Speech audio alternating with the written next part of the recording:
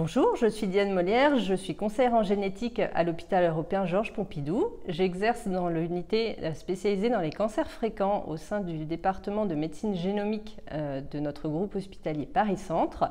Je vais aujourd'hui vous parler des prédispositions génétiques au cancer de l'ovaire.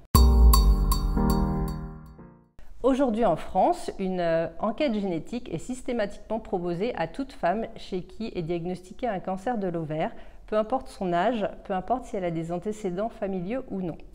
Cette enquête génétique est indiquée car on estime que 5% des cas environ sont liés à un facteur génétique.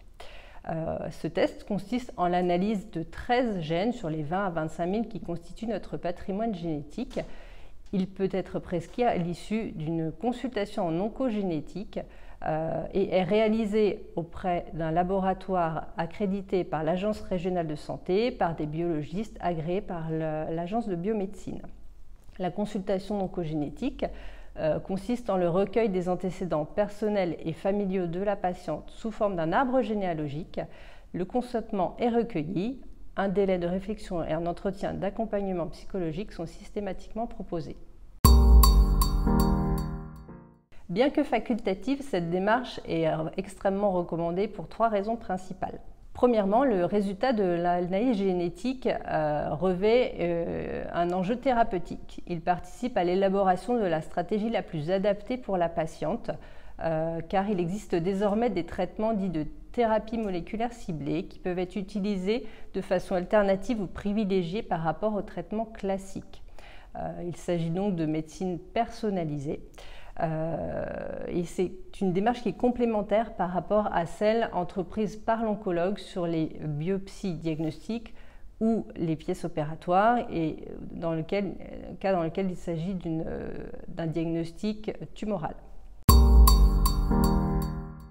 Deuxièmement, le test génétique permet de confirmer ou au contraire d'écarter l'hypothèse d'une prédisposition familiale héréditaire et donc parfois de repenser l'histoire médicale, personnelle et familiale de la patiente. Le cas échéant, lorsque un gène est reconnu comme responsable, d'autres organes pourraient être identifiés comme à risque et bénéficier d'une surveillance à laquelle on n'aurait pas pensé si le test génétique n'avait pas eu lieu. Par exemple, on associe généralement dans les prédispositions génétiques au cancer le sein et l'ovaire, ce qui est assez intuitif et ce qui est désormais connu du grand public. Mais de façon plus anecdotique, on trouve parfois des associations entre le risque de cancer de l'ovaire et le cancer du côlon, ce qui permet donc de mettre en place une surveillance pour un organe qui n'avait pas été jugé comme à risque jusque-là. Dans ce contexte, on peut parler d'une médecine préventive. Troisièmement, au-delà de la patiente elle-même, l'analyse génétique revêt une dimension familiale.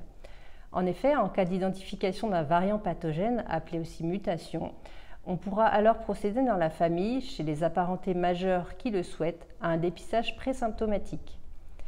Les apparentés porteuses, par exemple la sœur ou la fille d'une patiente, se verront recommander une chirurgie préventive au niveau des ovaires, généralement entre l'âge de 40 et 50 ans, ce qui permettra d'éviter que le même événement se reproduise. Par contre, si la parenté n'est pas porteuse, elle pourra être rassurée sur son risque. Dépister les apparentés, c'est de la médecine prédictive.